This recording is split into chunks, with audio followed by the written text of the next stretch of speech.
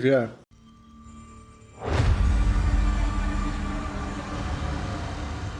Welcome everybody back to the Week in Horror, March 15th through March 21st. Thank you all so much for joining us. I'm JL. With me today are Eugene and Alex. What's up, everybody? What's up, guys? And as bad as I sound right now, and I do apologize, I do not have the coronavirus. So I am just fighting through some seasonal bullshit right now, so I know that my voice is a little fucked. So, but I'm doing okay. Is everybody else doing okay? Doing good so far, corona free. So hanging in there. Speak for yourself. I'm drinking Coronas to battle the coronavirus. It's called a vaccine. That horse piss is the natural answer. You build up an immune system with the corona, then you don't get the virus, dude. It's easy. Simple math. Dude, I've used the toilets at the clubhouse. I'm immune to that shit. The things that toilet has seen. Yes. All right. Well, one thing I want to make sure that we kick off with, this is a huge, huge thing. It's big for huge. Us. Yes. It's huge. Don't put that fucking evil on my podcast. We have gone 25 episodes and not made one reference. Put that evil on my shit. Put that evil on me. But yes, this is a major thing. I'm happy to announce, I'm very, very proud to announce that we recently hit 1,000 followers on Facebook. Hell yeah. On our Facebook page. Woo! And I am super excited about this. It's been the help with the help of Eugene and the help of Alex and all of our fantastic supporters. We hit this big number. This is a major milestone for us. So we have a major giveaway coming here pretty soon, and I'm going to make that announcement on our Facebook page and instructions on how to win it. But we have 3 awesome items that were sent to that we got. One of them's a custom item. The other ones come from some really talented folks that do I don't want to spoil it. They do really good work in the horror industry. So I can't wait to show them with everybody. But the big thing is it's gonna be really easy to try and win it. But we're gonna have that contest come up, and I can't wait to give these things away. This shit's gonna blow people's minds. I don't know. I mean, for the people that are actually listening, maybe we drop a hint, maybe one of the items, because this won't come out until after you post the announcement, will it? This is true. Okay. Well, I mean, if I give a hint, this will come out. This will come out after the announcement's made. Yeah. So they'll already know. Yeah. So the hint will only be for us. Well, I'm just saying. You said you didn't want to spoil it, except it'll already be out. Oh, that's true. Why you catch me on my shit? That's what I'm here for, dude. If we're not checking each other, nobody's checking us. If you do want to check us, though, go to weekinhorror@gmail.com and let us the fuck know. Yes, call me out on my bullshit. Call me out on my shit. I don't know fucking everything. Dude, I'm trying not to be sick right now, man. Come on. There's no excuses. I don't have the coronavirus. Yeah, right. Get the fuck off of the mic. Well, thank God I'm the only one at the microphone right now. All right. Well, yeah, our big 1,000 follower giveaway is coming up. Really happy about that. Super excited. It's going to be awesome. Anybody else got anything? Unfortunately, because of all this fucking insanity going on right now, I haven't gotten a chance to go out and see The Invisible Man. You can't get out and go do anything. I was on an airplane this weekend, a connecting flight both there and back, and I hit some of the weirdest shit I've ever seen. The Chicago airport was covered in people wearing construction dust masks. And then on the way back, I went to the Denver airport, and there was like nobody in the airport. It was creepy. This is just like Resident Evil. We're all going to die. It's like apocalyptic, like that feeling of like being in an airport and it's like empty. We just don't even know what's going to happen. I mean, I'm glad people are taking precautions, but all those people that didn't go to the Denver airport are the ones that are at fucking Costco touching everything, coughing on everybody, trying to get toilet paper. So it's kind of like, survival of the fittest. I'll sit at home, drink Coronas, and watch scary movies, and I'm not going to catch this virus. Yeah, it's pretty wild. The place where I work, the pest control company that we deal with they typically have our location on rotation, and they've ceased that. So the pest control company isn't even coming out to do rotational sprays. The people that are out there to kill shit you don't want don't even want to come out there to kill shit you don't want. Exactly. And I know that we're supposed to have some big meeting as to what we're doing. I think they may end up limiting our on-call when we go out to fix stuff. They may be limiting that to emergencies only and, like, dire emergencies. So, like, you know, ACs or like maybe a single apartment with one bathroom, like with a toilet. But that we won't come out for anything else. Yeah, anything that the law requires you to go out there for. But how fucking crazy is it that, you know, obviously with the things that we know, like, you know, Italy shut down. Tom Hanks and what's her face Wilson and his wife have it, and South by Southwest is canceled. E3 is canceled. Fuck. All flights. NBA suspended. NBA. All flights in and out of, all flights to Europe from here. Trump banned that for 30 days. This is fucking crazy. It's insane. And is it the end times? Is it? Who knows? We might be overreacting. You know, in 6 months, people are going to be like, yeah, remember that? Like the killer clown thing. Remember that crazy shit all over the news? Or 6 months, everyone's dead. One of the two. We're talking about it. We're like, we're still doing our podcast to like the last, 700 million people that are on the fucking planet. Okay, we got to look at this.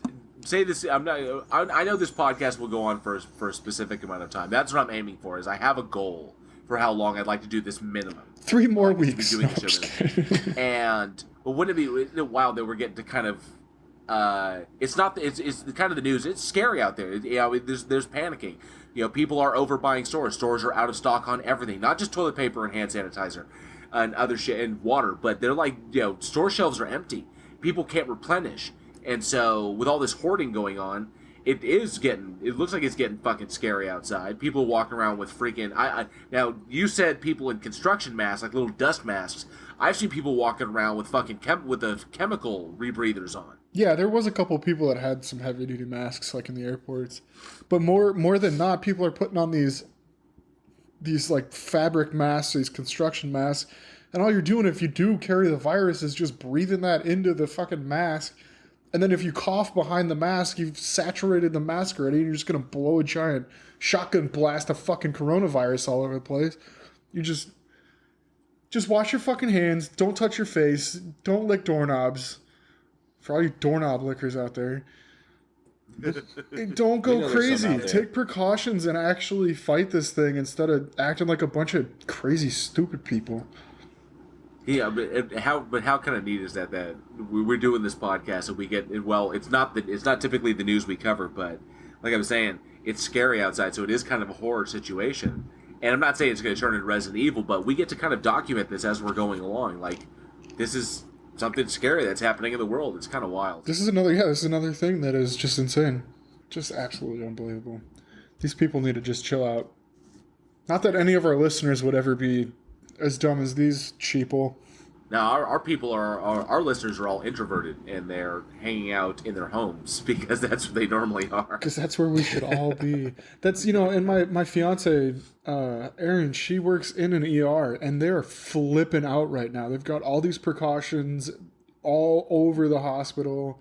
There's, like, people coming in and stealing, medical masks, like the ones you're supposed to be using. It's just insane. They can't even like contain all this stuff. They shut down universities, went to all online stuff. It's just nuts. So wild. Yeah, I mean, this is going to be a historic event, It already is. If it ended right now, everybody that's alive right now would remember it forever. I feel kind of privileged that we get to talk about it. That this is all going on, and this is it's kind of neat. We're not journalists, but we get to talk about the cool events that are going on. It's kind of neat. Current events, and they're all documented, and yeah, it's cool. Yeah, we'll look back on this episode 25, when we talk about the coronavirus. Holy crap, episode 25. Well, but this ain't a motherfucking health podcast. This ain't the goddamn WebMD. You don't have cancer. What you do have, you might. Is it? What you do have is a list of fucking horror movies that we are going to fucking talk about. Now, Eugene is going to kick off our look back at the horror genre this week. What do you have for us, Eugene? Let's get this ball started. So, we got this delicious gem coming up, right? And it's actually a pretty recent movie. It's a movie that only came out like 2 years ago, right? And it came out March 15th, 2018. This brutal, brutal, brutal movie called Terrifier. And directed by Damien Leone, right? And it stars Jenna Cannell, Samantha Scaffold, and Samantha Scafford, and then David Howard Thornton, right? And just basically in a nutshell is you have a guy who's dressed up as a clown and goes around killing people in super brutal ways. Some of the most brutal I have like ever seen in my entire life, kind of thing. Stuff that you actually remember. And coming from a horror fan who we've seen a lot of slasher movies and we've seen a lot of fucked up deaths, some of these linger. Yeah, like really, really linger. I had Art the privilege. The Clown made it. Art the Clown was poignant in his kills. God, dude, his face in that entire fucking movie, just everything. Like, oh. I recently, as in like today, watched this movie. I'd never seen it before, and I wanted a fresh look on it when we talked about it because you guys put it in this high rank, and it did not disappoint. So this is like an indie film, and it's one of those movies that like a lot of people that are only in like. Trying to think of a recent horror movie that came out that was mainstream, but there's like the mainstream movies, and then you have like the indie horror, and I love indie horror, and especially extreme indie horror like this stuff, because they just go all out. They don't hold back. You're not trying to like impress a specific audience or critics. These people have these twisted fucking visions, and they put them into play. And in this movie, like I said, his face, the way that he kills people, there's no rhyme or reason. He shoots some people, but then he also tortures some people. Some are quick, some are drawn out. And that's the kind of shit that it's like just all out, go for it, fucking underground shit that you can't find in a movie theater because they can't fucking show it. Stuff like Cannibal Holocaust, where, the police were actually brought in to investigate to make sure everybody was still alive. But so like looking it up, because we were talking about extreme indie horror, and there are just some of the most wild. The Terrifier, that sounds like it would be like a mainstream movie because that's what they do is they use the short titles. But I found some movies called like Black Mass of the Nazi Sex Wizard,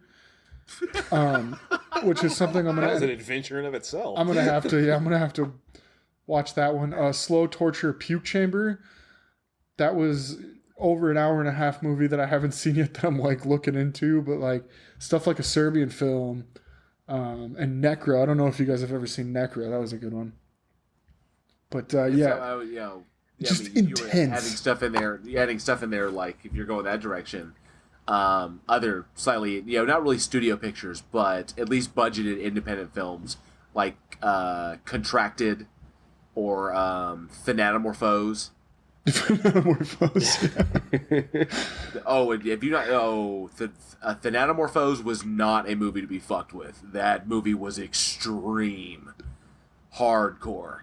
And I think a movie called Bite, where a girl gets bitten by a bug and turns into like a bug fish human mutant hybrid thing. Yeah, that one was super super gross. But I do like that. I do like something like that. How independent horror doesn't, they don't have these massive studio budgets. They've got to go for broke on what they've got.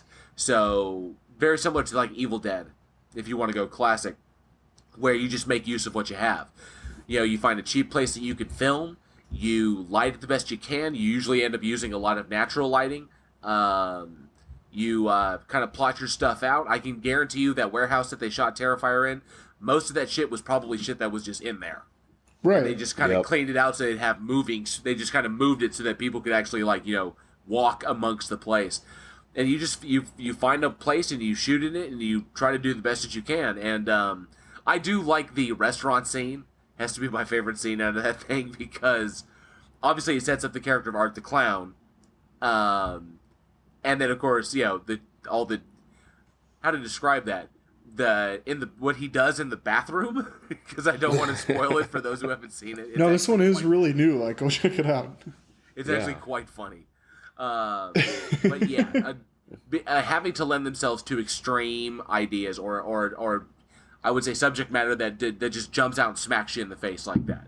And you can always find that in independent horror because they've got to. That's how they grab you. And I think this is what makes it special. You don't get lost in the rigmarole or I would say the formulaic enterprises of studio films. The actor that played Art the Clown fucking killed it in this movie. It was great. Absolutely. Oh, definitely. And the thing is, you don't have the studio money, but at the same time, because you don't have the studio money, you don't have the studio interference.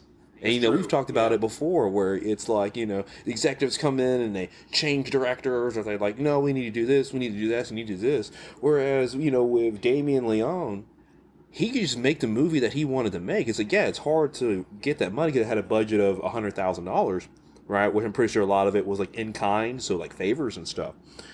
But he can make the movie the way he wants to make it. And that kind of goes into it because the Art the Clown character came out of a short film that he did called All Hallows Eve. All Hallows Eve, yeah. Mm-hmm. Yeah. And he was able to take that premise and expand it into Terrifier. And so, but he did that himself as well. So it's pretty much, it looks like he's having a good solid amount of luck by having a circle of individuals around him that can make stuff happen. And then he works, he shows them something, they like it, he sells them on it, and then they can fund the next one. And I know that Terrifier 2 is coming out here pretty soon. And that was mostly funded via Kickstarter. Or one of the it was either Kickstarter or Indiegogo, one of the crowdfunding campaigns. But yeah, it took social media awareness in order to get that thing. I say Art the Clown sold that shit because that's a new horror icon. If there ever was one. So here's the thing about indie films that just popped into my head. A thing I think I love about them is like you're not like My Bloody Valentine. Like you're not looking at Jensen Ackles. Like you don't know these people. These are people that have never been in a movie you've seen before. Or, I mean, if you're really into indie and there's like, you watch one director's, movies over and over, you'll see these people, but they're not like they're not celebrities. And that's like, I think watching, we'll get into another movie here in a minute, but watching like these celebrities, it's really hard to kind of get into the story because it's like, okay, cool. They're, okay, yeah, I know they can act. But you see these people you've never seen before on screen and they come in and kill it. And they just do this awesome job, or not. You never know what you're going to get.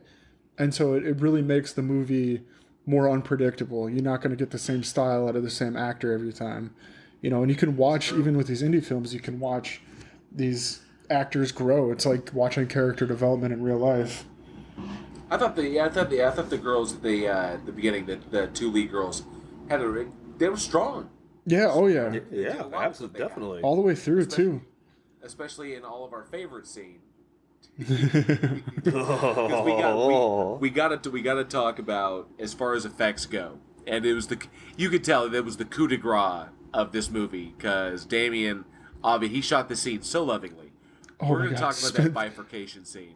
He even put titties in it, man. Yes. So. Way to ruin a nude scene. No, I'm just kidding. We knew. Okay. I would say the way Damien did it, we knew it was going to happen. And we see the girl, she's upside down, she's bound. She's got her underwear on, she's got nothing else on. So we got one of the staples of independent horror. We got boobies. But then that rusty hacksaw comes out of the bag. And right, because we're gonna spoil the shit out of this scene for everybody. Deal with it. Go watch it. It's still fuck you up. But when he pulls that saw out and he pulls it up on the camera, and it's all zoomed in on his face, and he pulls it up on camera, and then he quick looks down. I was like, oh fuck. Oh no. This is the one they were talking about.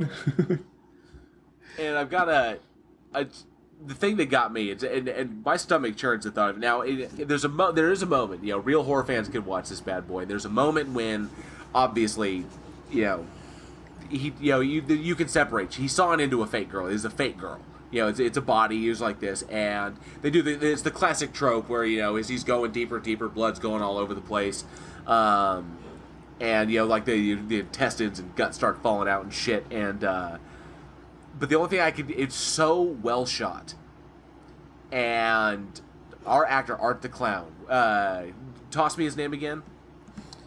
It's David Howard Thornton. David Thornton is so into this moment. Seriously. Yeah, he was looking forward to this. He sold this motherfucker so well. Oh yeah. That I'll in the back of my head, I know it's not real. I know that I am so pulled in by that just this moment. All I can count is like, please let this girl be dead.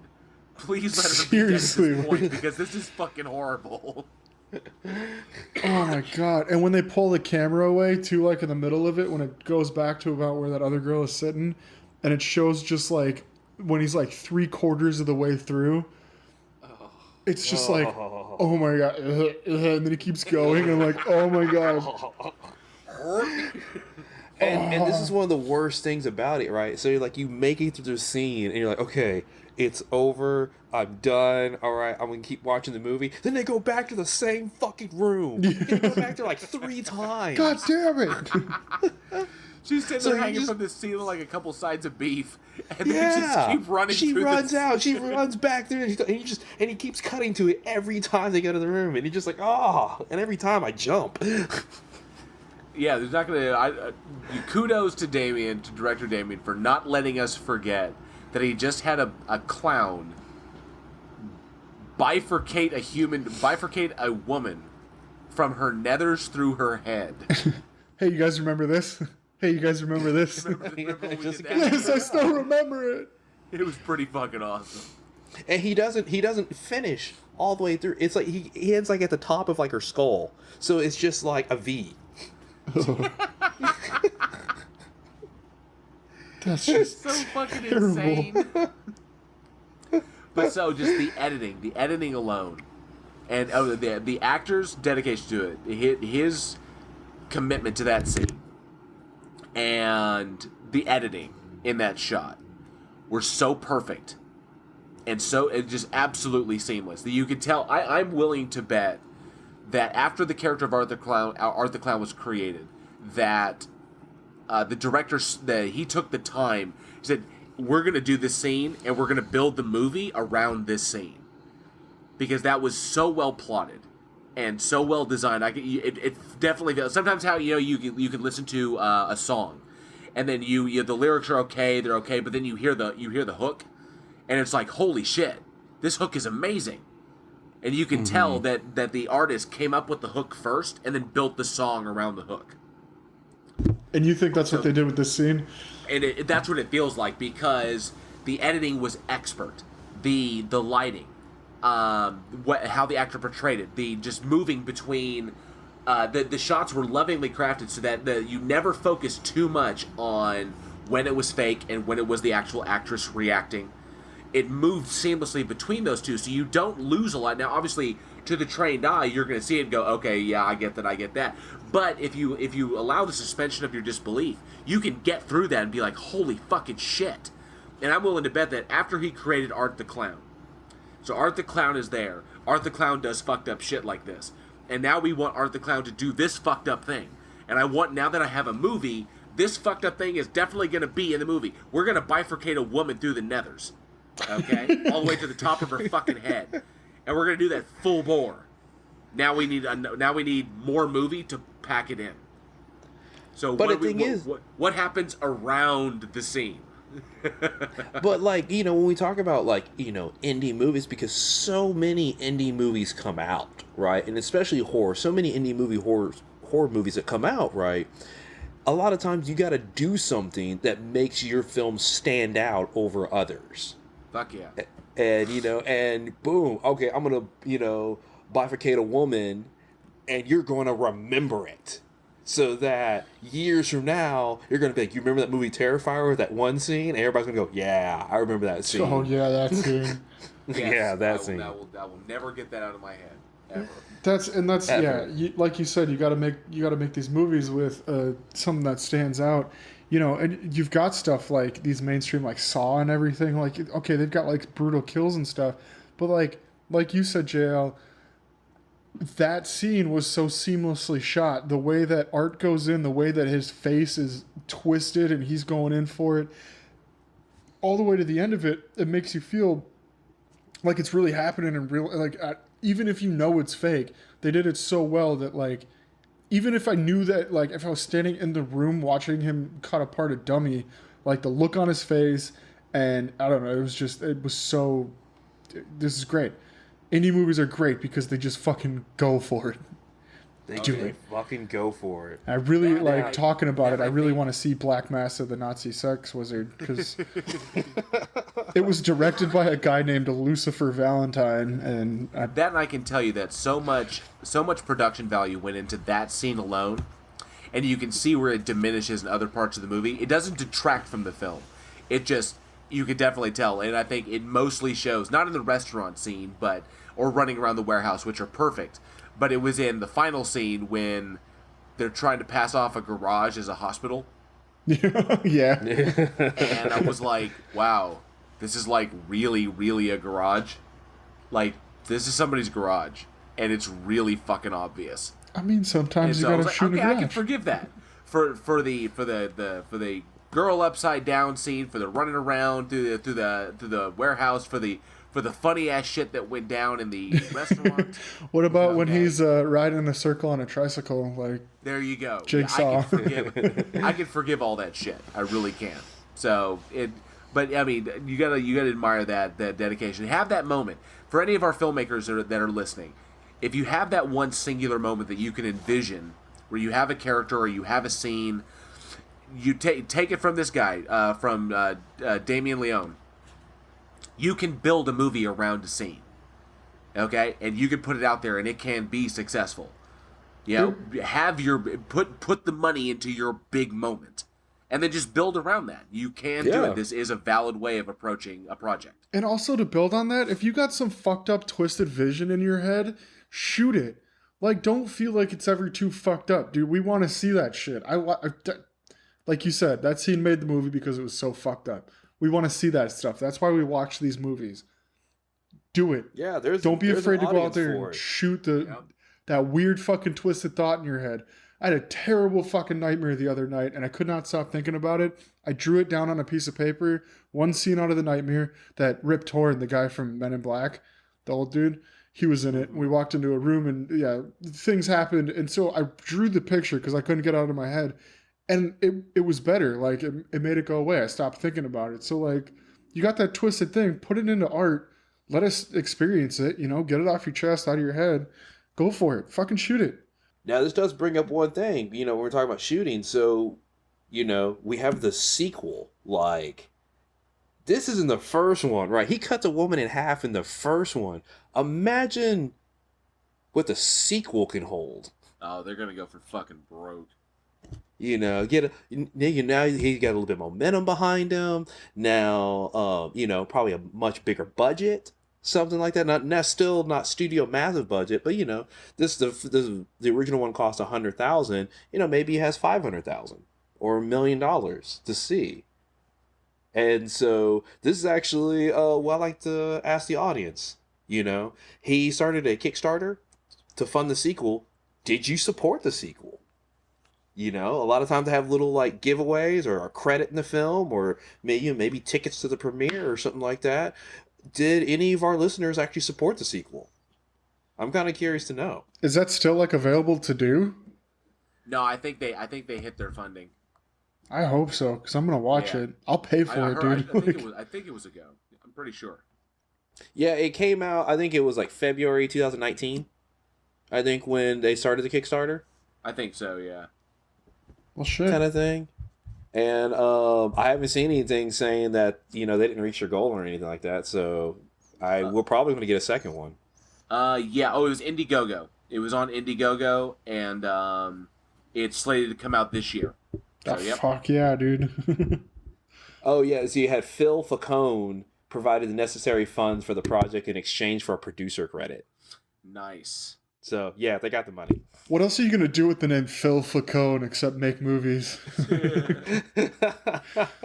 I will give you this. There's a lot of early set photos Just if you dig on something, I know some people don't want to see anything out of a production. They don't want any kind of spoilers, but there's some stuff online, various pages. No, motherfuckers, I'm not going to plug your shit, but you can find them if you Google images from Terrifier 2. Then there's a lot of sites out there that have early looks, so you can see where the direction they might be going. So, but apparently, it's going to be super fucked up.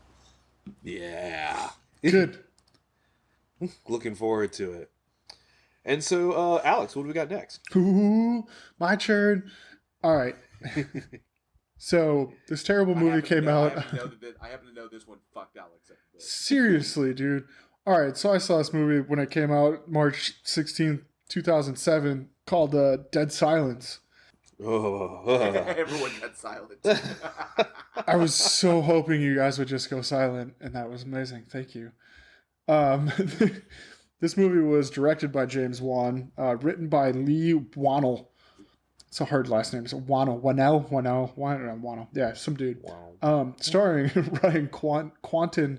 God, having a hard time. Ryan Quanten, this dude, I can't remember what other movies he's in, but I know he's in a bunch of other movies. Ryan Quanten was in, he's been in a few things, but he was in Knights of Badassdom. Yeah. And he was also on True Blood. That's where it was. True Blood. He was the brother, right? He was Suki's idiot brother. I can't. Whatever his name was. Anyways, also starring Amber Valletta. Donnie Wahlberg was the cop, and that's like something that I totally had forgotten when I had seen it in the first place. I saw it again, and I was like, "Oh yeah, Donnie Wahlberg's in this." And then Laura Reagan. I mean, I don't know, dude. So this movie, I'd seen it when I was younger. Poor Donnie's listening to this on his fucking podcast. He's listening to it on fucking iHeartRadio. He was like, oh. No, not that it was like he played like he was just outside of his normal role at that time, which was cool to see. But and I was kind of younger and I really didn't know much about Donnie Wahlberg. Anyways, he ends up dying in the movie. Spoiler alert. Oh no. So the premise of this movie, though, is a couple receives a ventriloquist dummy mysteriously in the mail, because that fucking happens. And after Jamie, the main character's wife, is murdered, he goes to try to figure out where the doll came from and stumbles across this past that is full of death because of this doll and this woman who created the doll. She wanted to...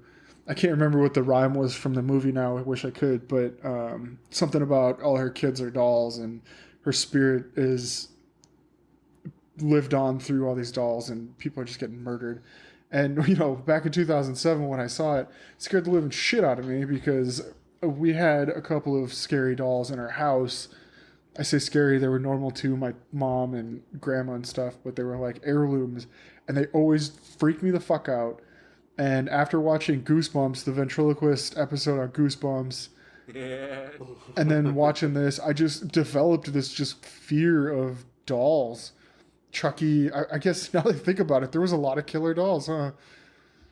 Yeah, no, this one fucked me up when I was younger, and I don't even know why. It's not like I had any personal experience with them. It was just mentally devastating. Well, we got to give credit. We got to give credit to the director. James Wan has a knack, especially I would say for moody, atmospheric shit. He definitely knows. I mean, I honestly think I'm pretty sure he got his start as a DP because the way he focuses light and shadow in his works. I mean, we're talking about this is the guy behind. He was one of the original guys behind Saw. He was one of the co-creators of Saw. He was a producer on all of the films, and I think. He was heavy working with Blumhouse. I mean, he's worked on Insidious. I think he directed Insidious, The Conjuring, and Conjuring 2, and Insidious Chapter 2 as well. He also worked on Furious 7. Oh, yeah, he's way did. And, of course, Aquaman. They changed it up a little bit. And...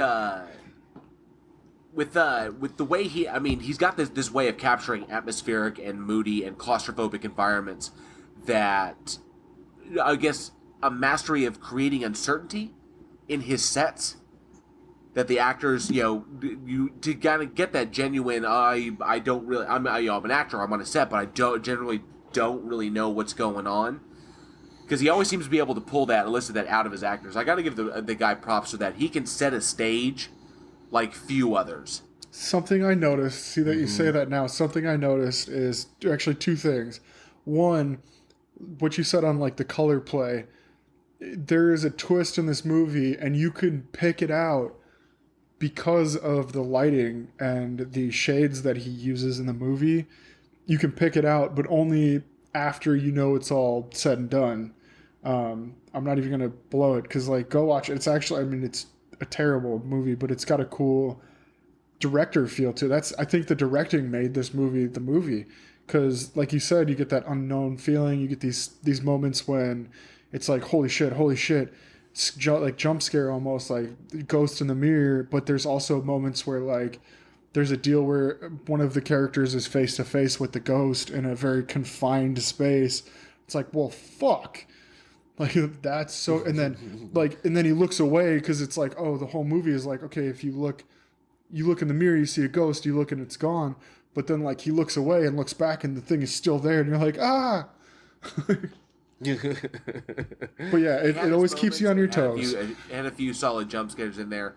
I do like how you mentioned with capturing lighting, because we've seen that multiple times when in the Saw films, particular sets generally had a singular color palette that was utilized in, like, the bathroom scene in Saw. Yes, that everything was everything was greenish in that to kind of give to I guess up the nastiness of it. It was almost like a greenish yellowish, okay, and also that the kind of sickly fluorescent look. Okay, so it was like a dirty hospital. Okay, dirty hospital, exactly. Yeah, and then if you look at in the Insidious films, when they go into the astral realm, the different areas of the astral realm that they go into are dominated by particular color palettes, and obviously we utilize those as filmmakers to generate emotional reactions in the audience, but it works to set a stage, separate. You see, it helps the audience to compartmentalize and kind of, telegraph what they're supposed to be feeling in those moments. But if they're subtle and not so extreme, like, Stanley Kubrick was really, really extreme in 2001: A Space Odyssey. Boom, this is red. Boom, this is blue. Boom, this is white. Boom, like that. He was big on that. But that played for a sci-fi, where you're going to be thinking cerebrally. You may need a little assistance on the emotional side. Right. And see, I'm actually glad that you actually brought this up about in terms of, like, him coming from probably a cinematography background, because you'll notice with a lot of directors will actually gravitate towards certain things. Like, you'll have a lot of, like, the director writers that are like the Christopher Nolan and the Quentin Tarantinos that primarily focus on, say, just the writing and the story of it, and kind of they may let their, like, cinematographers do more of the works, kind of thing. Let them kind of do their own thing. You'll have some directors out there that are very, like, actor-driven, so they'll get award-winning performances, like, for example, like David O. Russell from, like, Silver Linings Playbook and stuff like that, and American Hustle. His actors get nominated all the time. I Heart Huckabees? Yeah, I Heart Huckabees. Yes. But he, like, doesn't even touch the camera. Like, he lets the DP do whatever the DP wants, kind of thing. But with James Wan definitely gravitates towards, like, the cinematography. Somebody a lot like David Fincher, who does the same thing, very cinematography driven. And of course, you already said, Stanley Kubrick, who's very cinematography driven. So you can see the craftsmanship that he puts into lighting and his main focus when he thinks about a scene. Definitely. I think a standout of that is obviously Cameron. Is because, with working, like, with Terminator and with Aliens, Piranha 2, even when he was working on that, because you could see the kind of raw genius in Piranha 2, because he's effects driven. And yeah, exactly. He's tech driven and effects driven. So he is, because I think his background is as an illustrator, and so you could tell that the attention to detail in the design, and then of course wanting to do everything and get it in camera, because he hates post-production bullshit.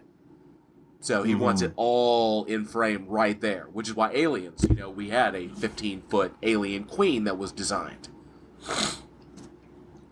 Exactly, and the things you'll see a couple others that are like that, like for example, like Zack Snyder is a very effects driven director, and George Lucas and stuff like that, Over-reliant.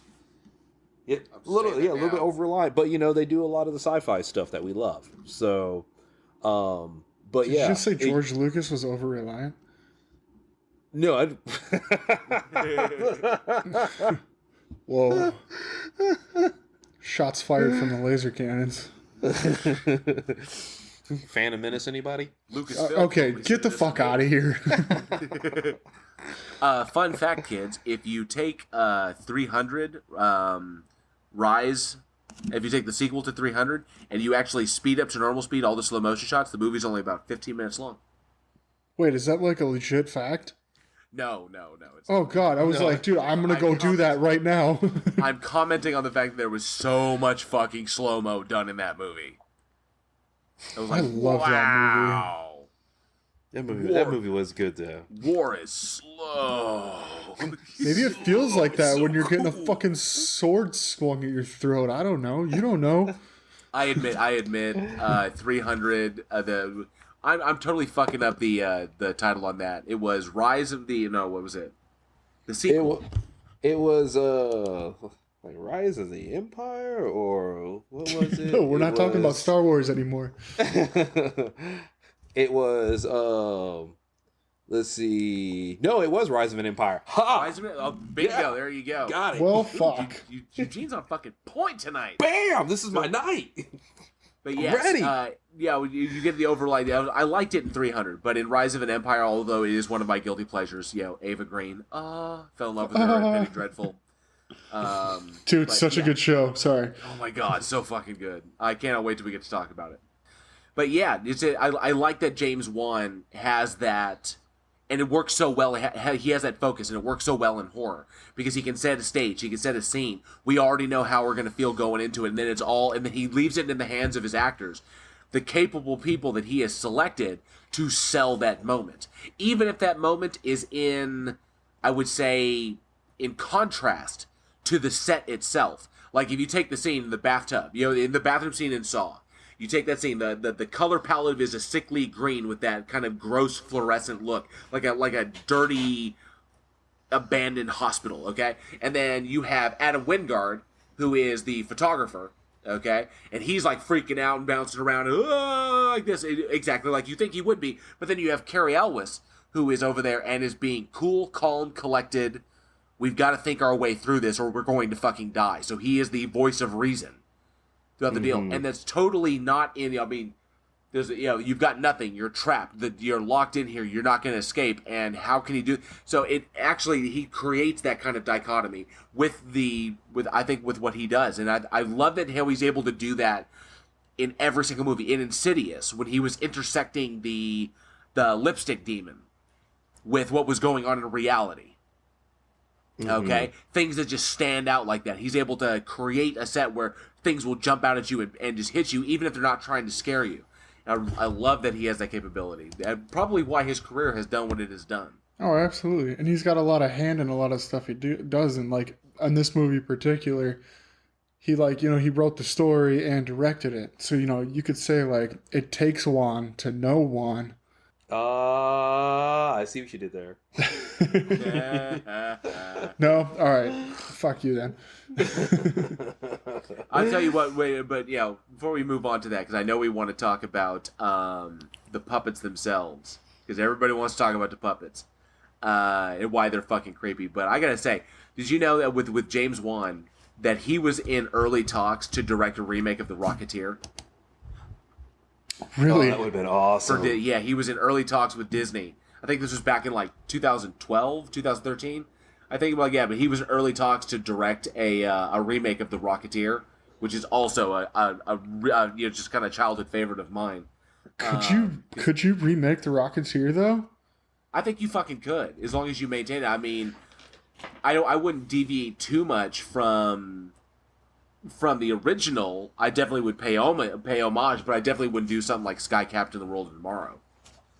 I would like to see that movie remade with like C-list actors though. I'd like to see it without any like major celebrities in it. No. Yeah, no, like Tom Hanks or something like that. Yeah, no, you'd have to pull. I don't know if you could pick a celebrity cast nowadays that would be able to. Well, I would say it got me. I think that would have been fucking cool with his look. But I know that Eugene wants to talk about that. Talk about the puppets because I know they're creepy as fuck. I know they freak Alex out. Yeah, not only just the actual ventriloquist dummies, but the real life fucking dead boy with the string. Oh, Yeah. So, like, the one thing about puppets, right? And a lot of people find puppets creepy. Puppets, and, like, you know, like doll face dolls and stuff like that. And it's because they fall into this small middle ground in the human psyche that our brain can look at an object and go, okay, that is human, and humans should move and act like this. Like you can perceive, okay, a human should walk and move and all that kind of stuff in this way. And then you can go, okay, that is not human. That's something else, like the dog. So it's not going to move. It's going to move like a dog, not like a human. And they actually started finding this out when they started really experimenting with CG animation, right? That if you look too human but don't move like a human, it really freaks people the fuck out. It's not right. Yeah, it really, really... And some movies will play on that. You know, when you take movies like, say, like The Grudge or something like that, or The Ring or something like that. Gothica even uses it kind of thing where it's like, it's human, it's close to being human, but it doesn't move human, so it makes you really uncomfortable. Okay, so what you're telling me is like if you've got a human that doesn't move human, a human that moves like a robot or like a doll, it freaks you out because you know it's human, it's supposed to move human, but it doesn't. But then you take a doll that looks like a human, so your brain thinks maybe it should move like a human, but you also know that it's not human, so it shouldn't move at all. So when it does move, it's moving like a human that looks like a human that's not supposed to be a human. Exactly. Moving like a human. It freaks people out. Makes sense. I think it's the Uncanny Valley. Okay, that sounds familiar. That might be the term of it. The Uncanny Valley. Yeah, so, in essence, I think it's that puppets themselves, while upon looking at them and seeing them, that they look human, they're humanoid, but you can tell things that separate them from humanity. So your brain is able to relegate them to like a toy or something that's a facsimile. But it's when puppets do human things, like turn their heads, move their eyes, or or like ambulate like a normal person, and you say that is something that is doing way too many human things that is not human. You're not supposed to be human. Exactly. And there's like there's and I know it said there's a valley in there where it freaks people out, and then on the other side of that is like what was it? The Polar Express was the CGI in that, where wow, the CGI is fantastic, but everyone looked dead-eyed. Like, like Coraline effects. No soul in there, yeah. And then people go like, "What the fuck?" So it was you're too close to the Uncanny Valleys, when you fall into the part, it's like where it looks so human, but there are things about it like the eyes. They don't say anything. They're just like dead, like soulless. Okay. We ran out of money, but I haven't made the eyes. Just make one eye. Go home, Steve. And I got to admit that nowadays, I don't know if either of you have taken the opportunity, but on Netflix is a series that I highly recommend called Love, Death, and Robots. Oh, dude, I started it. That's that anthology on Netflix. It's absolutely amazing, and there's some stuff in there you think would cross into the Uncanny Valley, and it does not. Really, really badass CG. I'll have to look into it because I started it and I fell asleep. But all right, so here I'm gonna lay this out here because we're talking about all this stuff and it makes sense now. But so my doll fear or doll uncomfortableness, if you will, comes from a personal situation. I'm a firm believer in the paranormal. I will not like hide that at all. I believe in ghosts, demons, all sorts of weird shit. But I had this my grandma. She used to send me dolls. Not like dolls, but like I had like this Pinocchio doll that she had sent from, because they'd go to other countries and she'd send little figurines from all these countries they'd go to, and I got this Pinocchio doll, and now it was held together with like elastic bands, so all the joints moved. You could move like the elbows, the shoulders, the knees, the legs, the head. You could swap out the noses on this Pinocchio to have like a normal nose, then like a lying nose. And it was a cool doll, but dolls always kind of freaked me out a little bit. So I'd always have it into the corner of my, there's a shelf on my wall. I'd put it in the corner, like nose to the corner. And the night that she passed away, I swear I heard a noise in my room. And my mom came in. It was the middle of the night, told me that she had passed away. I was sad. I woke up the next day, and that doll was turned around from the corner of the room, facing into the room. And I couldn't sleep if the thing wasn't looking into the corner. And so I think that has a lot to do with like my initial, creeped outness of inanimate human objects. That's a whole lot of nope right there. I know, and that's moving, and it's like, what do you do? Because like, obviously that, in my mind, obviously that's my grandma, like, doing that, but I want to stuff it into a fucking box and throw it in the garage, like, yeah, I don't know. Yeah, that's where a lot of that, I think, fear of this particular movie, because it wasn't stupid scary or anything, it was just the concept was uncomfortable. So the clown and poltergeist really kind of fucks you up too. Oh god, yeah. Yeah. Yeah, anything like that. And it's so irrational, and I know it is, and now that I'm older I can like rationalize that fear away. No, but it still doesn't. That shit gets you when you're young, man. Yeah. My mom passed down a doll that she's had since she was a kid to my daughter, and that thing, I can't. I know it means a lot to the women in my family and whatever, but I'm like, can't even look at it because I don't know. No, it's good. It can mean a lot to them. Way the fuck over there. Yeah, over on the other side. Exactly. So yeah, that movie not being, it's kind of a terrible movie. It's just a mainstream horror movie, but well, James Wan did good on that. He did so good. There's like the movie's good. Like it's directed well, but it's like, I don't know. That movie just does fucked up things to my brain, I guess. Really kind of fucks everything up. James Wan killed it though, and I mean that's what made the movie. James Wan made this movie. It'll hold you in. We've talked about his work. Saw, Furious 7. So that's kind of a question I've got for the audience, though. What's your favorite James Wan film? There's plenty of them out there, and they range from all sorts of different types of. His style is so cool because it changes, where it needs to. It's adaptive. What's your favorite James Wan film? That's a good question. Awesome, yeah. Mm-hmm. I don't know. My personal, I like the Insidious. I like what he did with Insidious. I am a big fan of Insidious. That one actually kind of like gave me the skeevies a little bit because things just on the other side of what you can't see, purported. I don't believe in the supernatural. But I do accept that there are, because of our limited perception of our human bodies, that there may be things that we cannot perceive. Obviously, there's light waves we can't see. There's shit that's our eyes deceive us and trick us. Our senses are so terrible. The light we see from stars, those stars are already long dead. We're just seeing the light now. So yeah, I admit that there's shit that's out there that we can't see, that we can't perceive simply because of the lack of ability of our eyes. Who am I to discount that there could be another dimension? Who says there's not like a parallel universe that's just on a different plane, exactly where we are? Or fourth dimensional beings. Yeah.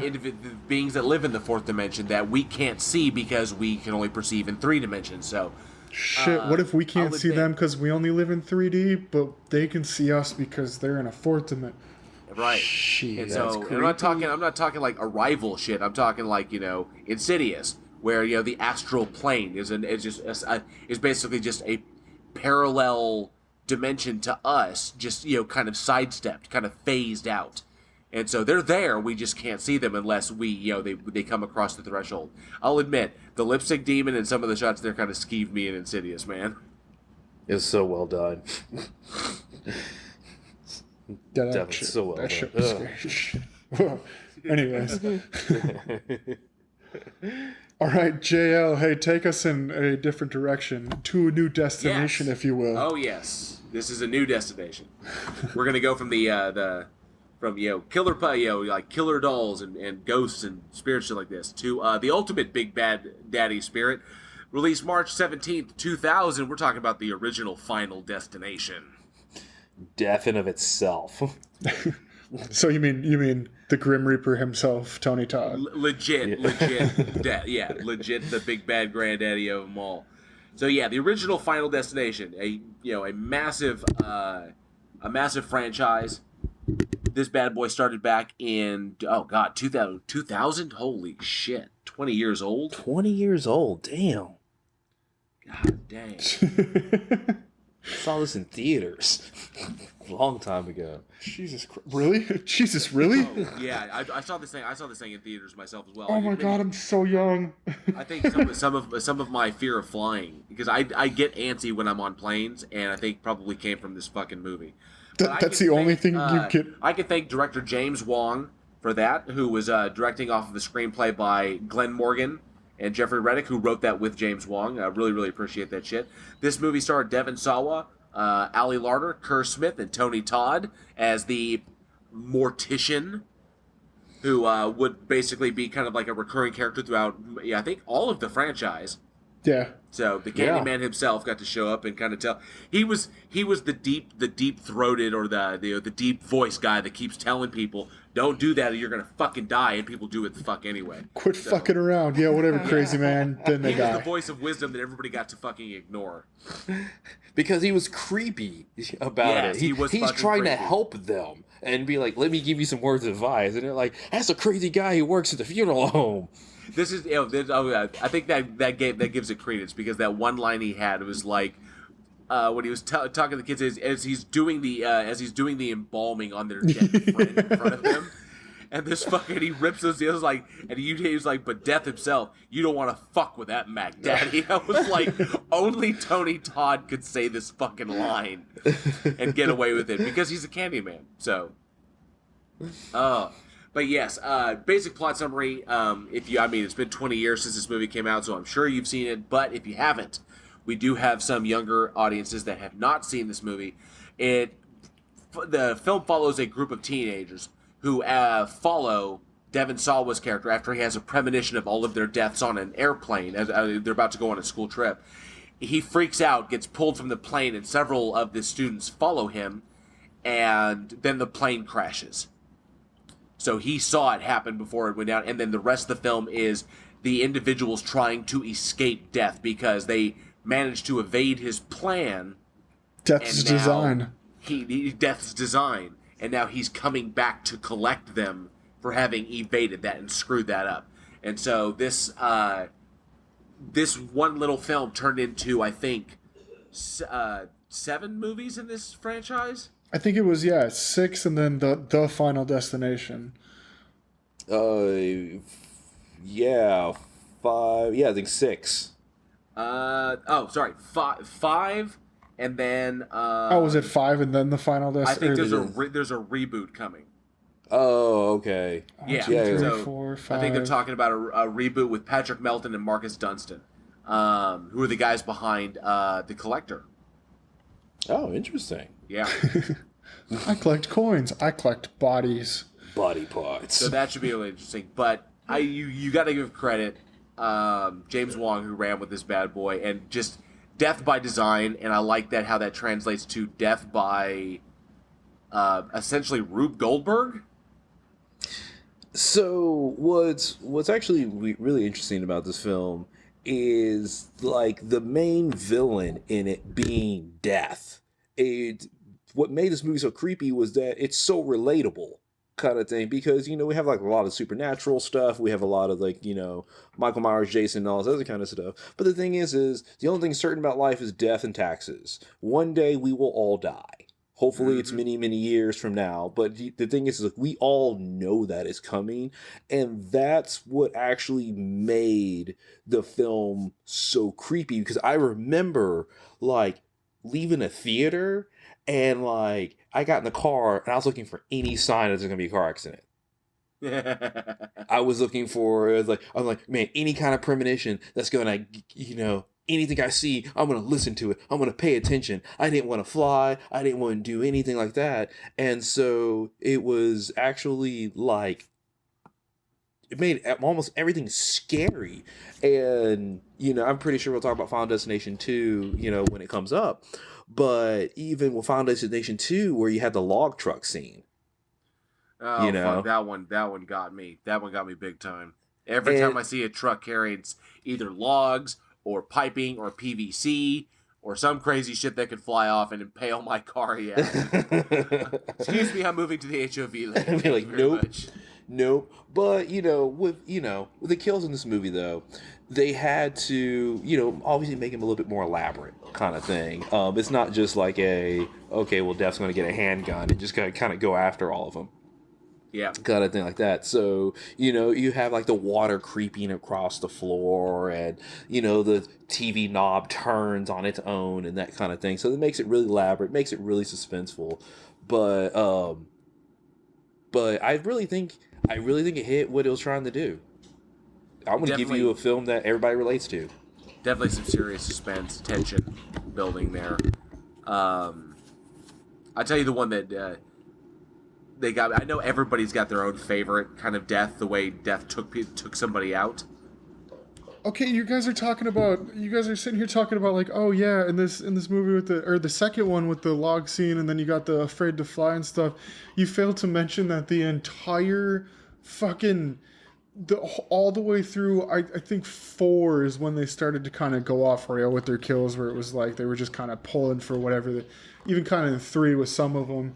At the end of 3, when the dude blows up next to the grill, or was that 2? I think that was. He's like 2. Riot. I was thinking it was 2, and that was even like almost like a comedic part of it. But everything leading up to that particular point in time, it's normal everyday shit, and it's like there was the highway scene in the second one, but even in the first one, that was that's when he was like he's gonna get killed by pigeons, right? When it was like he's walking under the construction glass and the glass falls and like smashes him. And I might be getting movies mixed up here, but the water bottle under the brakes, like these are all normal things that can happen day to day. This came out 20 years ago. There's still things that like I will hesitate to do because of some of the deaths in this movie. It just makes you completely paranoid. They had taken normal everyday things and fucking made them terrifying. Yeah, exactly. I mean, we talk about like Rube Goldberg, who would design machines to basically cause like death. Yeah, Goldberg machines. There was a whole Goldberg podcast made on his ability to make these machines. But you say, okay, so like, I was trying to pick a favorite out of all of these because a lot of them are way out there, and some of them are completely like they're just art. They're art. You got some that are like the chick that gets stuck in like the tanning bed. I think that's the second one actually, or third. Oh yeah. That was 3. That's rough. But then like I think one that stuck out to me coming from, and you know what? See, I get them mixed up. I don't know if it was the first or second. I think my favorite of all of it, because it made such an impact on my life, was the railroad scene when they're standing by the train tracks and that piece of metal gets hit and takes that kid's head off.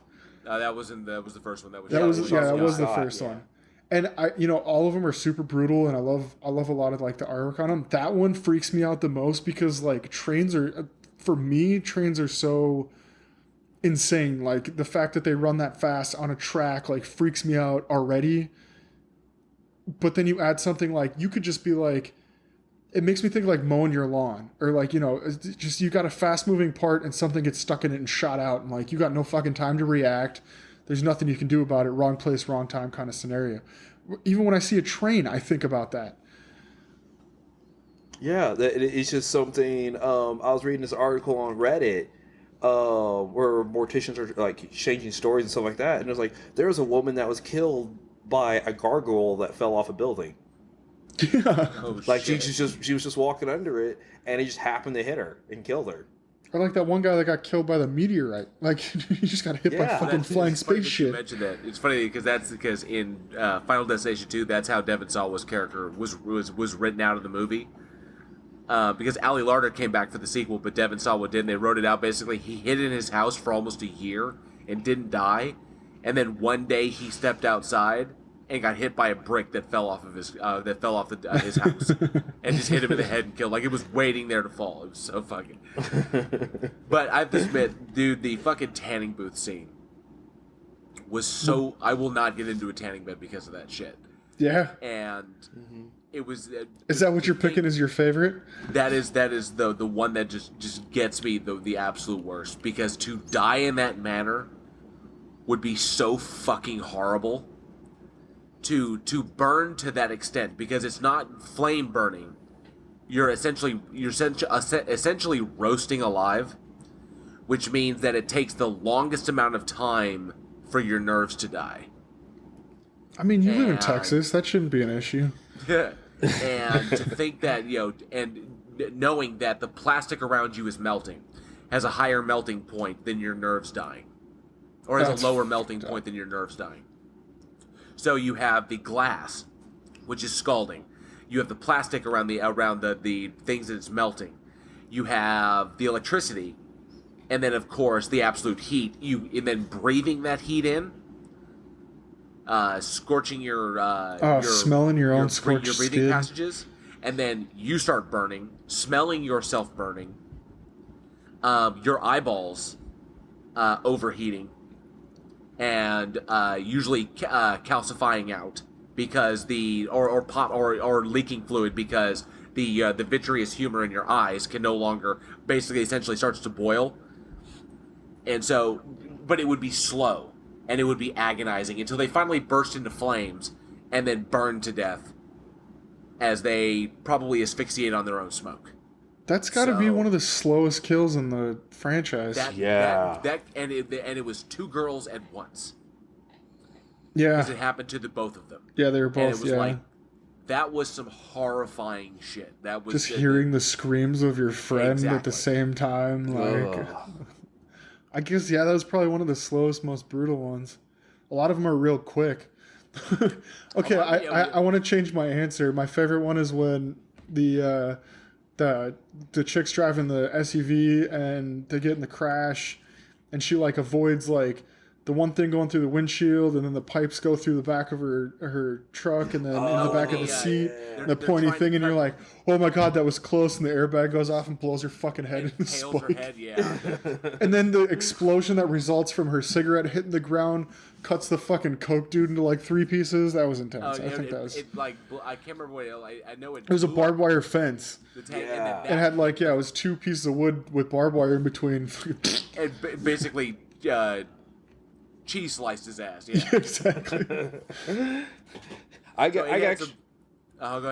No, I'll pull one out, because you've already said a couple of like my favorite deaths. I'll have to pull one out of the later ones, and it's when that guy was in the pool, and he's getting his intestines and stuff like that, like sucked out through the drain. Yeah, sucked out. He got trapped on the drain trap. Yeah.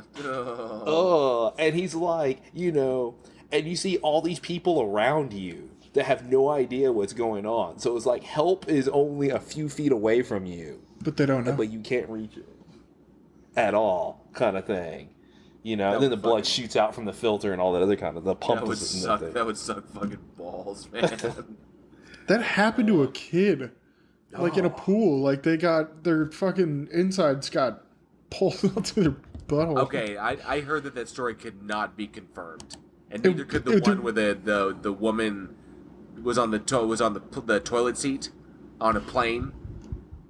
Oh yeah, no, that's bullshit. But like, no, that one with the kid, that was like a confirmed medical case. I've never heard of those drains being that powerful. The kid didn't die.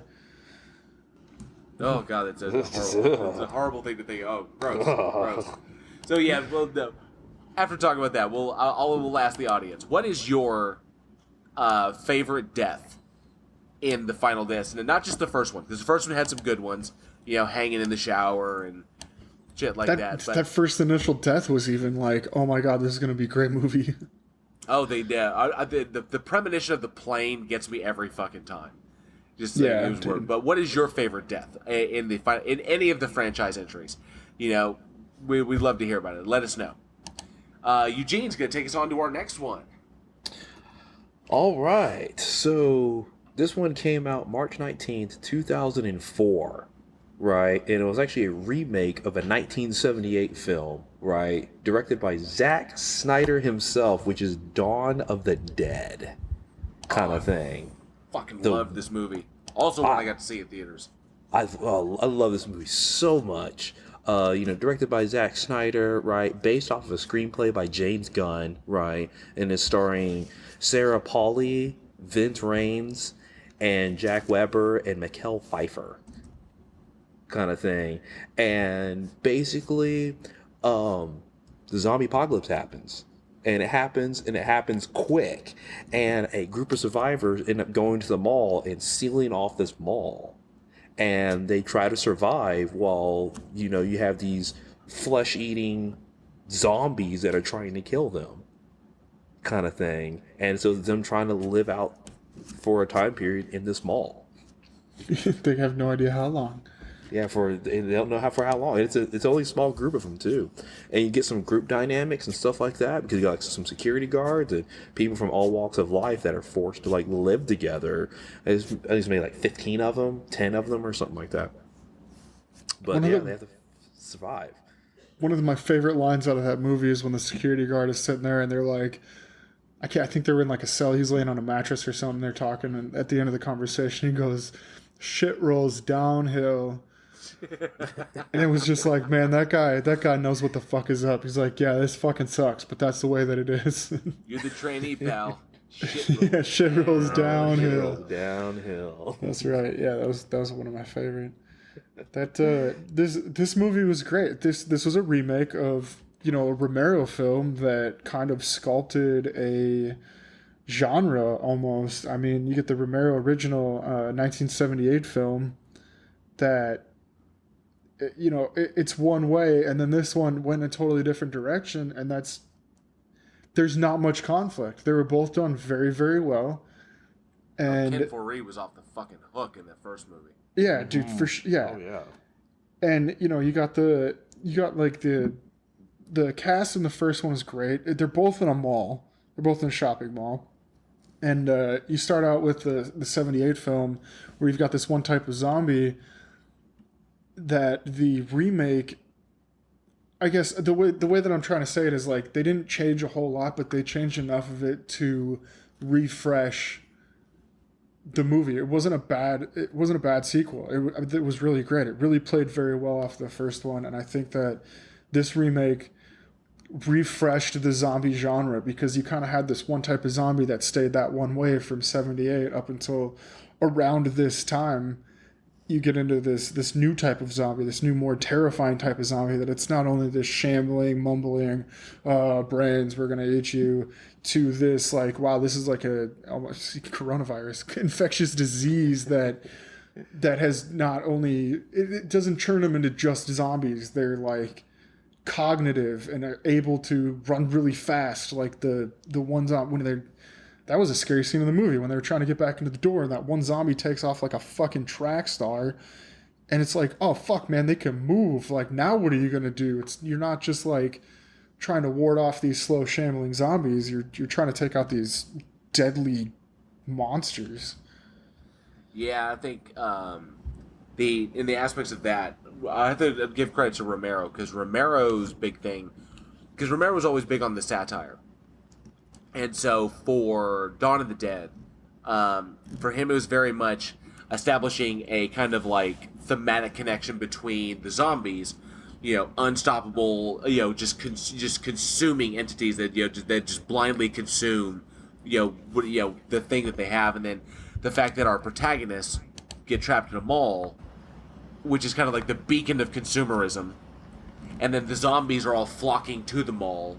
The horde that consumes is now, flocking to the beacon of consumerism. That was his whole big take on that. Is humans blindly consuming everything in front of them, we were, who was the zombies? We were the zombies. But I like what Zack Snyder did because he paid homage to that with the whole collected scene where it showed everybody they've kind of settled into their kind of mall lives. Ving Rhames is working out in the gym and. They're playing basketball in the sporting goods store, and one of the girls is into the arts and crafts, and just everybody's kind of going around and they just kind of fallen into their routines, like nothing was going on. So, and just the kind of necessity that modern day humans need to go into that while the zombie horde is literally outside the door. So, I really enjoyed Snyder's take on it, especially in making the zombies terrifying again, because I think he finally went in a direction that no one was willing to go to, because Romero is so respected for it, with, Night of the Living Dead, Dawn of the Dead, Day of the Dead, Diary of the Dead, and so on and so forth. And then, of course, everyone around him, even like Fulci, was doing zombies very much akin to what Romero had started. Slow, shambling zombies of varying grotesqueries. Either they're melted, or they're radioactive, or they're whatever, but they're pretty much shambling zombies. If you run fast, you can get the fuck away from them. Even Night of the Creeps, had slow shamblers. Stuff like that. So, and I think it took Zack Snyder to break the mold. Hell yeah. Oh yeah, definitely. To open the door, to making zombies fucking scary. Because that even opens the door up until like 28 Days Later and stuff like that. You kind of get this new genre of zombies that can move. They're more terrifying, more deadly. We kind of hit this like zombie trends were actually kind of dying out, because you didn't really have a lot of zombie movies like in the late 90s and really in the early 2000s, because it was like, okay, well, they're not really that scary anymore. We need something new. We need something fresh. And then all of a sudden, Zack Snyder kicks this off like, no, zombies can be scary and they can be like fucking terrifying and stuff like that. And then all of a sudden you throw in 28 Days Later and then Shaun of the Dead that comes out, I think, like the next year. And the zombie genre that, George A. Romero created has solidified. And it's been going strong ever since. Yeah. That kind of thing. It's no, zombies can be fucking scary. They can be brutal, terrifying. I mean, and I even like in the opening, the opening scene in the movie where she's in the bedroom kind of thing, where it's like, no, we're just gonna jumpstart you like right in kind of thing. We're gonna fuck you up right away. Watch, this lady's fucking daughter dies. Yeah, that's it. Yeah, it got me. Just the door opens. It's all of a sudden you're waking up, and then the bedroom door opens, and everything's gone to shit. Yeah. No explanation, no warning, kind of thing. She climbs out that bathroom window, which is tense enough as it is, and then it's just like fucking world burning. So See, I totally forgot about that because I was thinking about the mall scenes when they're fucking driving through the neighborhood and there's just people running away from. God, that would be insane. Ah!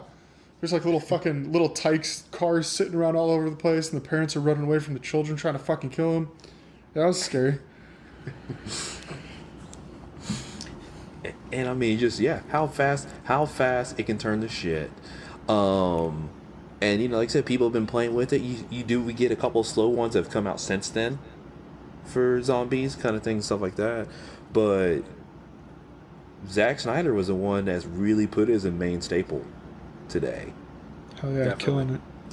Absolutely. Which, actually, let's ask the audience. Out of all the zombie types out there, what is your favorite zombie type? Do you like the fast movers from Zack Snyder's Dawn of the Dead, or do you like the shambling older zombies from, George A. Romero, or maybe, a couple funny ones like Shaun of the Dead or Warm Bodies or something like that? Let us know. Danny Boyle, 28 Days Later. Oh, yeah, Viral zombies. Oh, yeah. That spew all over everything, yeah. I mean, they just, a single drop of blood can get you infected. When you have the blood drop in the guy's eye.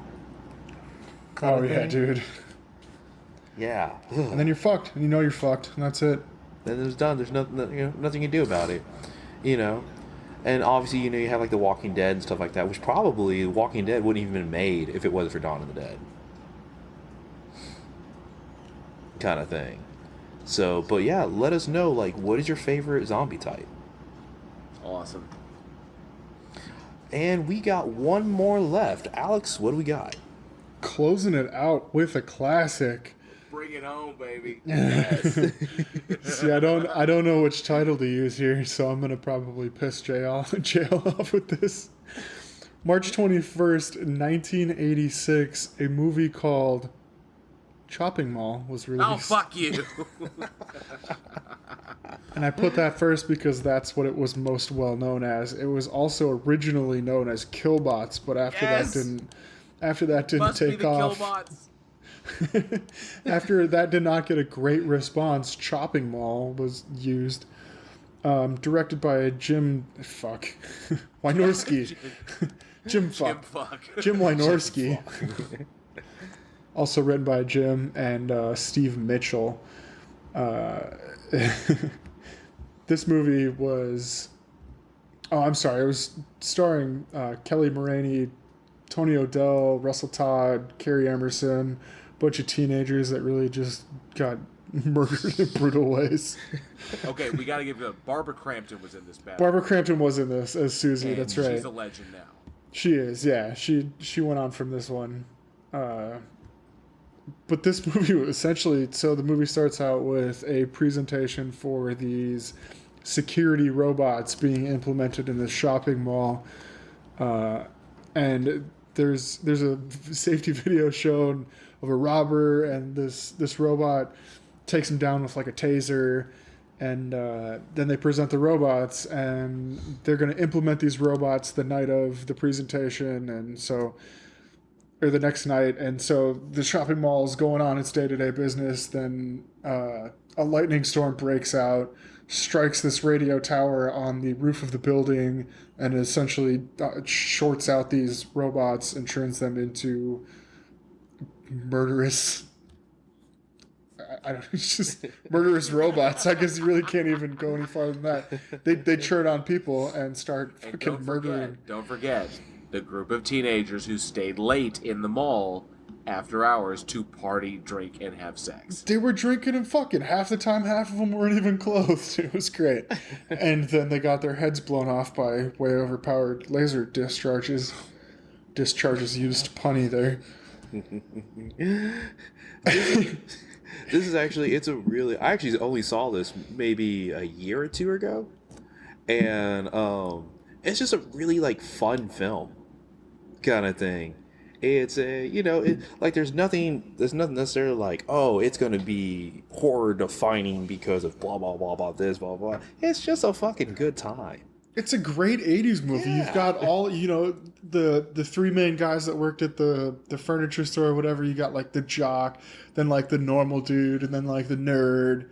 And then you got the girls, and one of them's like the slut partier, and one of them's like the prude, and one of them's like the tomboy. And they mix everything in perfectly and kill them off as they should be killed off. So, yeah, this is a great movie. Yeah. The one thing I do like about this movie, though, is this is one of the few movies where they actually, like, load up to fight the robots. Like, we see teenagers running all the time, kind of thing. Oh, the killer's after us. We need to escape, and blah, blah, blah, blah. And there's actually a point in the movie they're like, no, we need to fucking fight these things. And so they, like, break into a sporting goods store, get some shotguns. A shotgun, an AR, and then the pistol. This is when you could go into a sporting goods store and buy a shotgun. Seriously, you could. You could. This is like the equivalent of walking into a Champs and getting a fucking rifle. Yeah, they went into the sporting goods store, and yes, because guns were sporting goods in 1986. But I do like that these teenagers didn't just run. The ones that ran and went got smoked. Dude, in the best ways. Okay? And in the best of ways. But I would say in true genre subversion, those who stood their ground and planned and fought, these robots technically weren't shit. Yeah. When they blew the first one up with the propane tank, and then they're like, we're gonna need more tanks. Like, yeah. Hell yeah. Fucking get them, boys. One of the better things about the movie did not take itself so seriously that it was just, that we could just say, oh God, come on, guys. No, they paid homage to other horror films. They had one-liners that were just, oh, it's great. It was just a well-balanced film, just a good classic 80s wrote Robot, just techno horror, which it was kind of strong back then. In the 80s, as technology was amplifying, with the advent of personal computers, and suddenly everything. It was still an analog world, but as far as technology goes, it was ramping towards digital. Robotics was getting huge. We're starting to see robotic assembly lines, and the Terminator was still really, really hot. And so the kind of bringing of machines into the human world and doing human tasks and replacing humans. This was a big thing. I mean, this was in sci-fi stories since like Robert Heinlein and Asimov. But when horror came in, they realized, ooh, technology run amok. The machine from the future come to kill us. The robot security guard gone haywire and murdering everybody that it finds.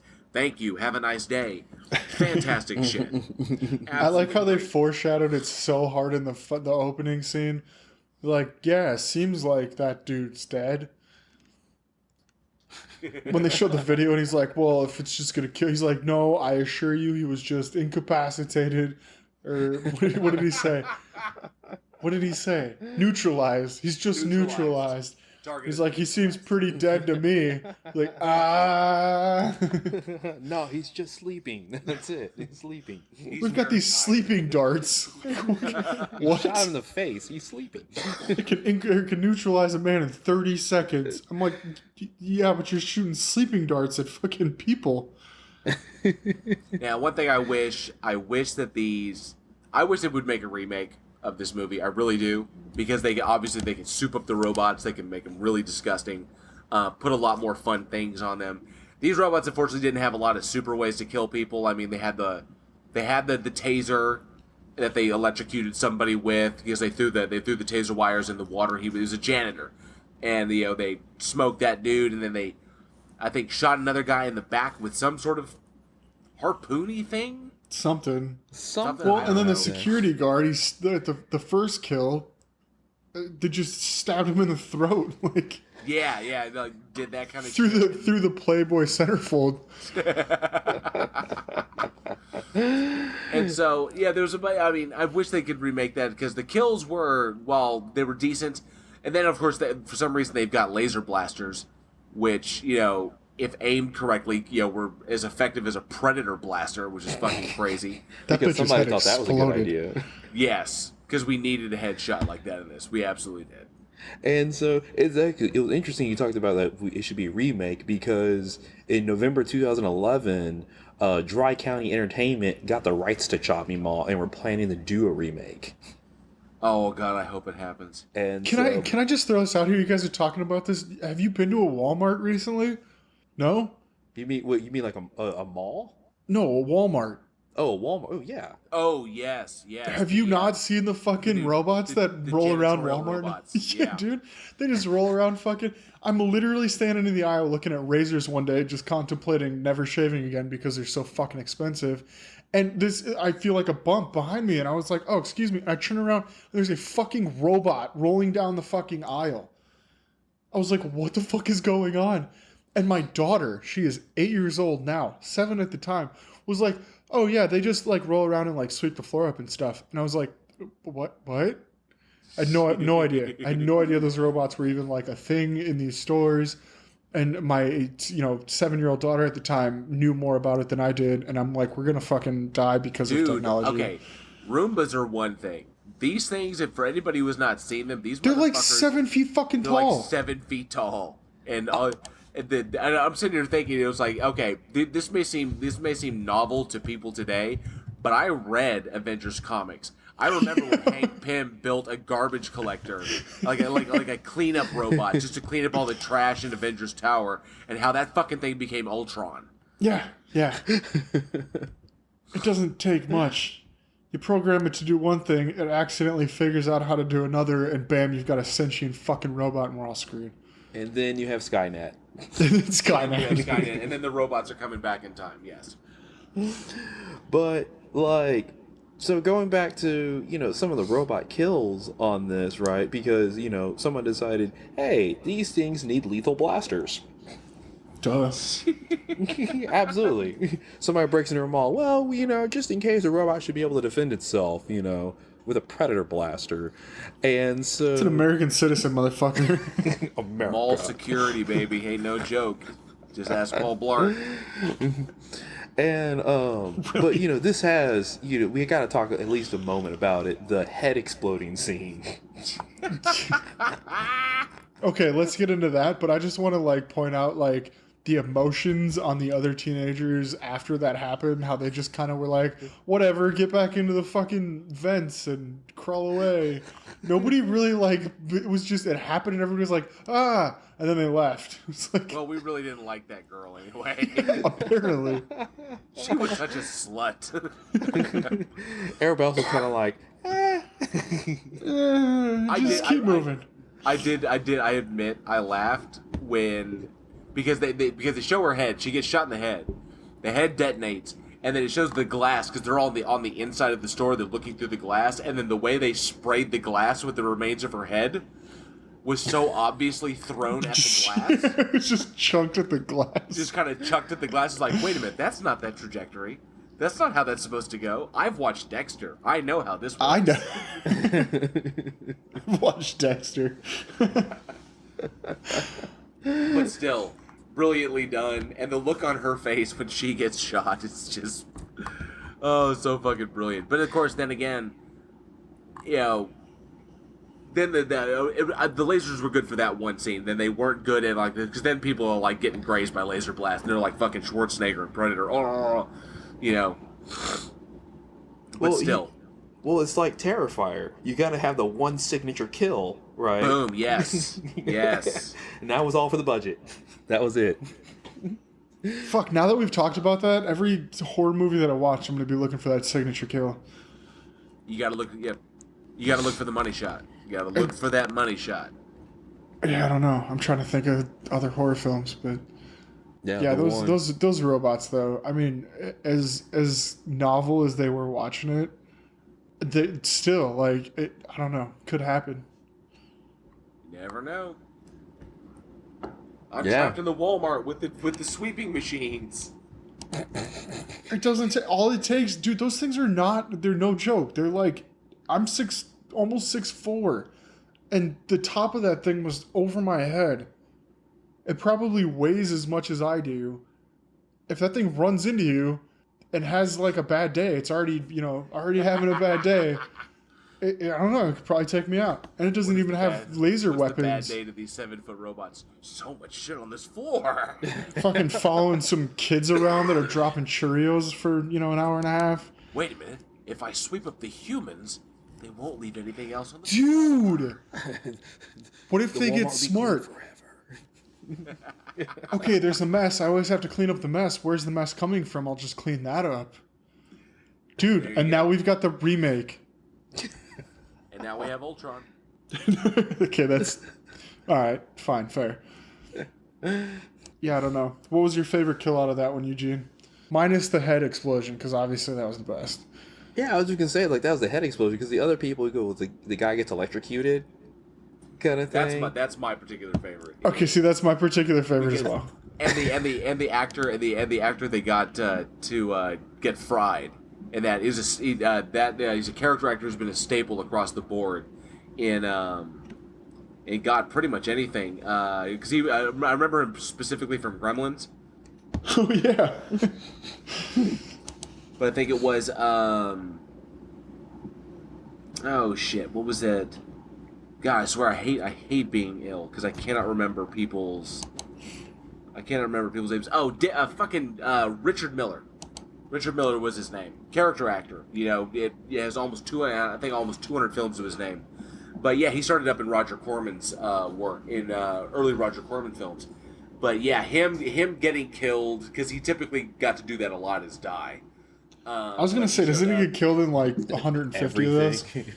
Virtually, yes. And then of course, this the attitude. Here's my fucking badge. The robot's like, show me your ID. Show me your ID. And he's like, it's right fucking here, dude. It's like, fine, fuck you. And he turns back on it, and then boom, gets fried, and then animated electricity all over him. It's fucking. Dude, just the lightning bolts across his body were amazing. That was terrible. You could do that in Microsoft Paint now. He really could. Yeah. But it was great. Yeah, that was awesome. I'm like reminiscing on every kill from that movie. It was great. Well, I'm just playing them back. I want to know what the audience thinks, and this is a sticking point for me. You were so tied up on this. I am tied up on this because go ahead and ask the audience, because this is when I first saw this movie on television, because I saw it on TV. Okay, when I first saw this movie, what attracted me to watch this movie when I was a kid was the fucking name, was Killbots, and that name is fucking sweet. All right, so let me throw something out there. Chopping Mall is that elicits a slasher film. Okay, let me throw this out there though.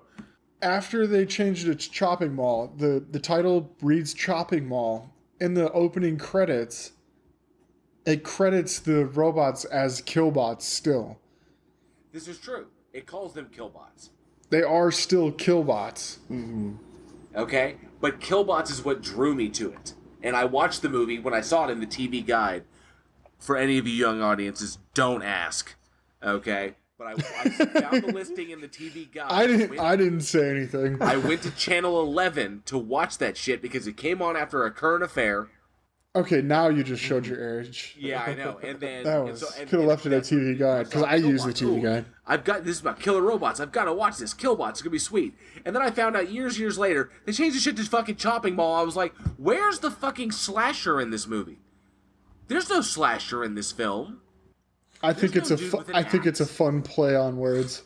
Yeah, I think it's a fun play on words, too. It is a fun play on words. It's a little on the nose for me. They shouldn't have changed it, but I will credit the fact that the film, when they first released as Killbots, did not get a lot of love, and then when it re-released as Chopping Mall, it definitely that's what drew the audience in.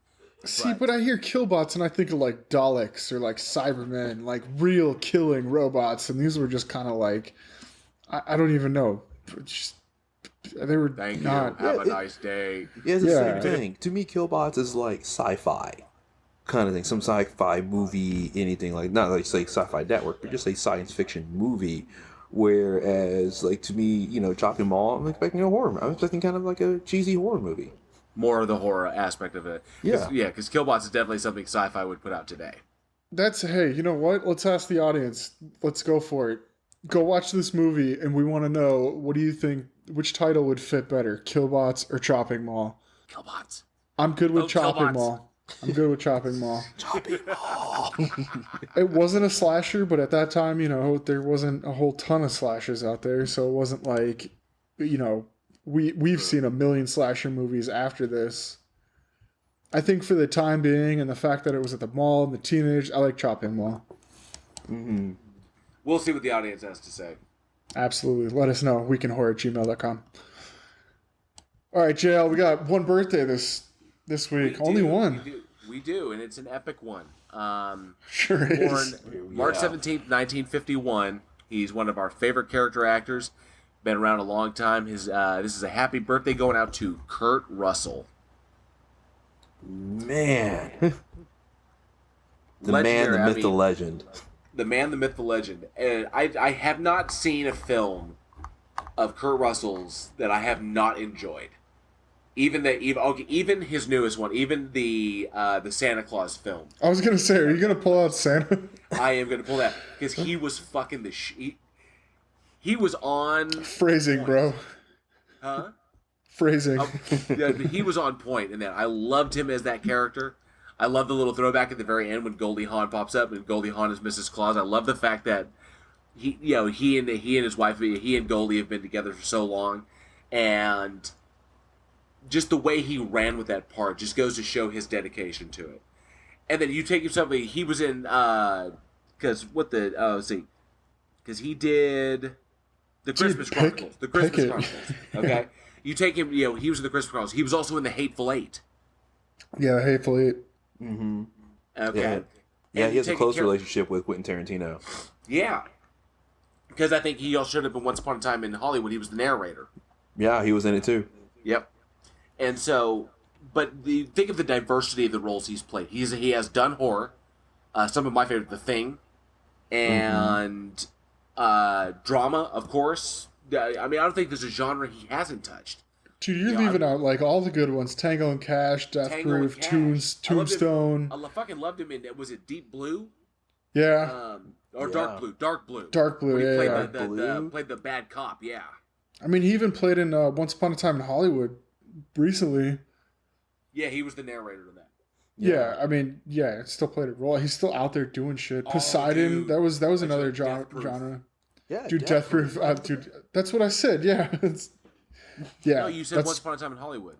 I said Death Proof after that. Oh. I was talking fast because I'm so excited. You just everything like from Miracle. See, you guys are downplaying Kurt Russell. I was trying to hold my like excitement in, but this is somebody like.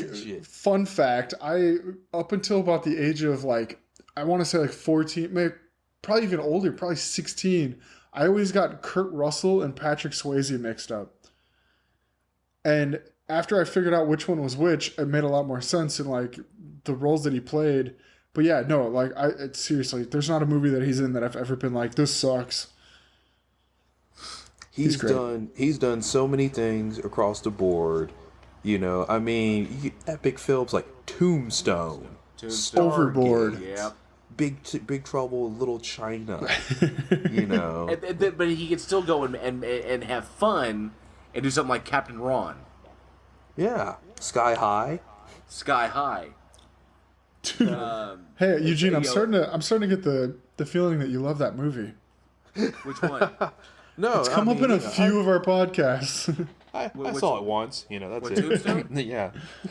No, Sky High. Sky High. Yeah. Oh, Sky High. Oh. And then a couple of my favorite. Obviously, I loved him in The Thing, Escape from L.A. Or Escape from New York. Escape from New York. He was really that was excellent in. Stargate, fantastic.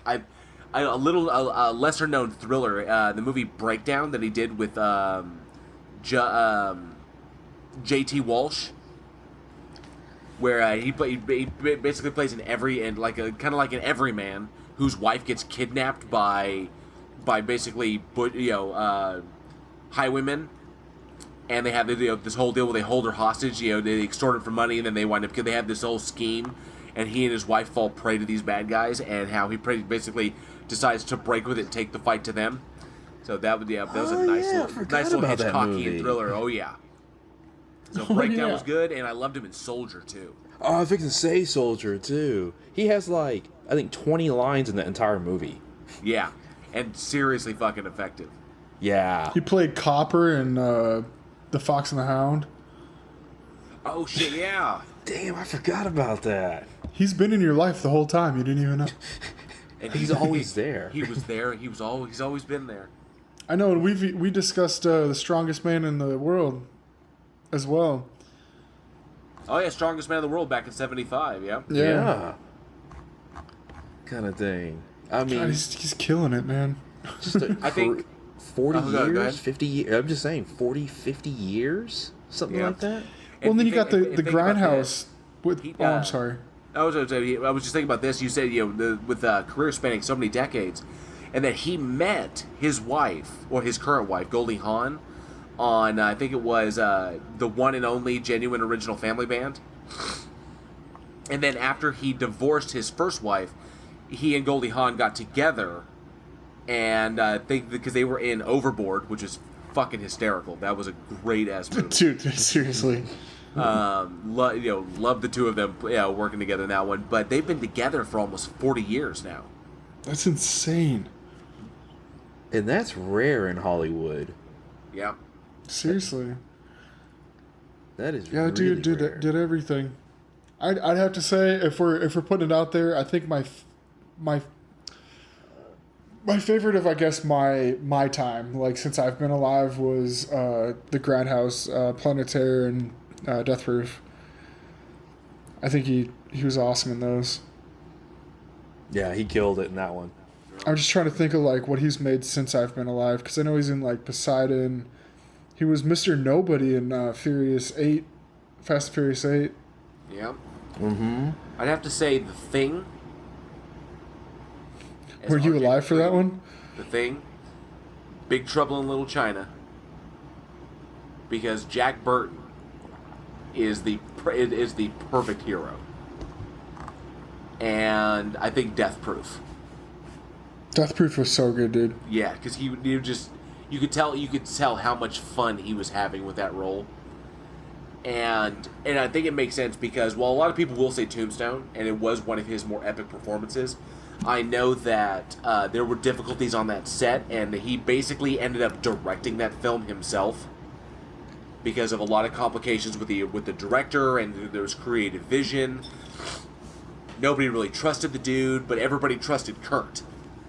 So he, in essence, kind of like directed the film himself without getting credit for it.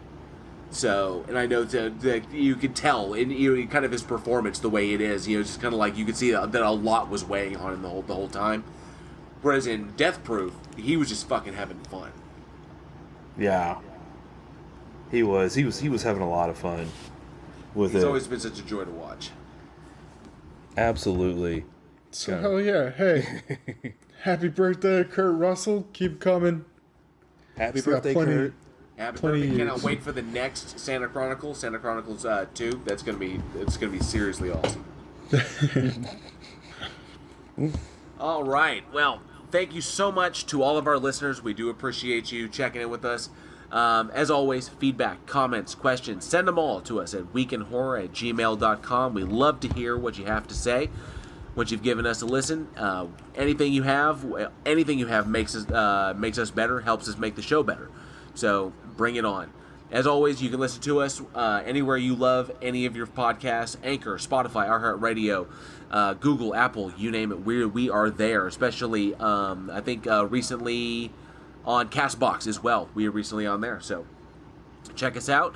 As always, we have our Patreon at patreon.com/weekinhorror, where you can get early access to our Bloodbath debates and our After Dark. And Bloodbath is where we put two horror icons to the test. We debate them out, see who would win in a fight. And then our After Dark is when we have our special guests on, and we spend some intimate time with our special guests, getting to know them and getting to know about their careers. All people who worked in the industry. So you never know who we're going to have. Do that once a month. Patreons get early access to that. So check that out if you like. And as always, follow us on social media, facebook.com/weekinhorror or Twitter @weekinhorror, where you can get our daily splatter, which is a little bit of horror information every single day right to your feed, just to kind of kick the day off. So as always, thank you again so much. We could not do this without you. I'm JL. I'm Eugene. I'm Alex. We will see you next week, and as always, stay scared.